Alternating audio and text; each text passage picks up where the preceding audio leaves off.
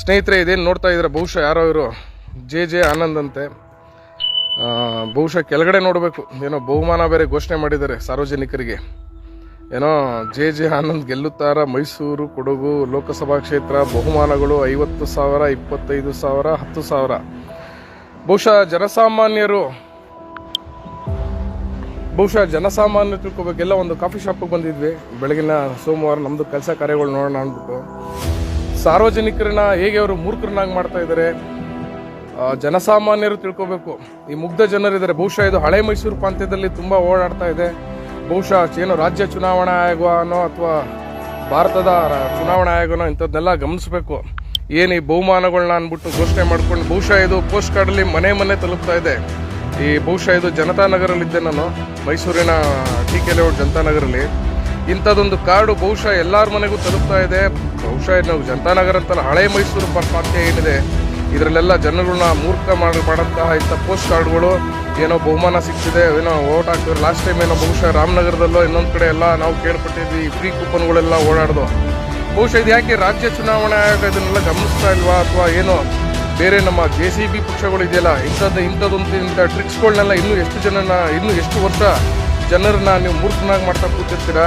ಏನು ಜನರು ನಮ್ಗೇನು ಅರಿವೇ ಇಲ್ವಾ? ನೀವೇನು ಬಹುಮಾನ ಕೊಡ್ತಾ ಇದ್ದೀರಾ?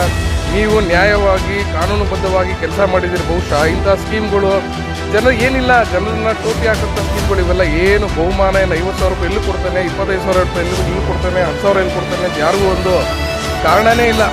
ಬಹುಶಃ ನಿಮ್ಮನೆಗೂ ಇಂಥ ದಿನ ಇಂಥದ್ದು ಅಂತ ಹೇಳಿ ರೈತ ವ್ಯವಸ್ಥೆ ಒಳಗಡೆ ಬರ್ಬೋದು. ನಾಳೆ ದಿನ ಏನೋ ಫ್ರೀ ಸ್ಕೀಮ್ ಇದೆ, ಇನ್ನೊಂದು ಸ್ಕೀಮ್ ಇದೆ, ಏನೋ ಅಕ್ಕಿ ಕೊಡ್ತೀವಿ, ಅಕ್ಕಿ ಅದೇನಕ್ಕೆ ನಿಕ್ಕರು ಕುಕ್ಕರು ಇವೆಲ್ಲ ಶುರುವಾಗಿದೆ ಆಲ್ರೆಡಿ.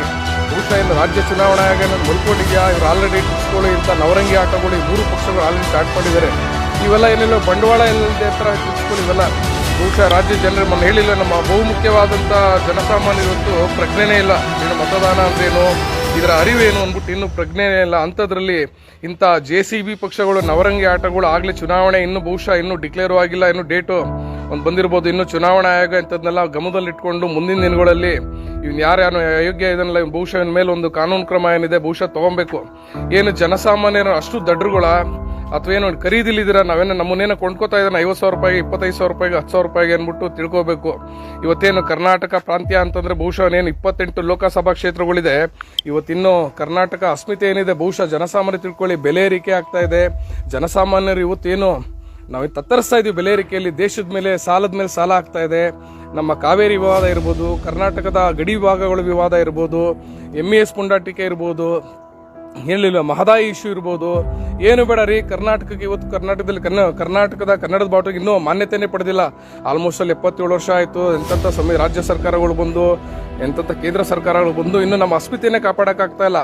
ಅದ್ರ ಮಧ್ಯೆ ನಮ್ಮ ಹಿಂದಿ ಏರಿಕೆ ಬೇರೆ, ಕನ್ನಡ ಶಾಲೆಗಳ ಪರಿಸ್ಥಿತಿ. ಸಾರ್ವಜನಿಕರು ದಯವಿಟ್ಟು ಮುಂದಿನ ದಿನಗಳಲ್ಲಿ ತಿಳ್ಕೋಬೇಕು, ಎಂಥವ್ರಿಗೆ ಓಟ್ ಹಾಕಬೇಕು. ಬಹುಶಃ ನಾನೆಲ್ಲೋ ಒಂದು ವಿಡಿಯೋ ನೋಡಿದಾಗ ಬಾಬಾ ಸಾಹೇಬ್ರು ಹೇಳಿದ್ದು, ಮತದಾನ ಅಂದರೆ ಬಹುಶಃ ಬದಲಾವಣೆ. ತಿಳ್ಕೊಳ್ಳಿ, ಮತದಾನ ಬಂದು ಯಾರಿಗೂ ನಮ್ಮ ಇಷ್ಟ ಬಂದು ಹಾಕೋದಲ್ಲ. ಮತದಾನ ಓಟ್ ಅಂದರೆ ಚೇಂಜ್ ಅಂದ್ಬಿಟ್ಟು. ದಯವಿಟ್ಟು ಮುಂದಿನ ದಿನಗಳಲ್ಲಿ ಜನಸಾಮಾನ್ಯರು ಹೊಸಬ್ರಿಗೆ ಅವಕಾಶ ಮಾಡಿಕೊಡ್ಬೇಕು. ಇಂಥ ಏನು ಭ್ರಷ್ಟ ರಾಜಕೀಯ ವ್ಯವಸ್ಥೆ ಇದೆ ಇದರಿಂದ ದೂರ ಇರಬೇಕು ಅಂತ ಇಂಥದ್ದನ್ನೆಲ್ಲ ದೂರ ಇಡಿ ದಯವಿಟ್ಟು. ಯಾರು ಬಹುಶಃ ನಮ್ಮ ವಕೀಲರಿದ್ದಾರೆ, ಅವ್ರಿಗೂ ಇದನ್ನು ಕಳಿಸ್ಕೊಡ್ತೀನಿ, ನೋಡೋಣ ಇದ್ರ ಮೇಲೆ ಏನು ಕಾನೂನು ಕ್ರಮ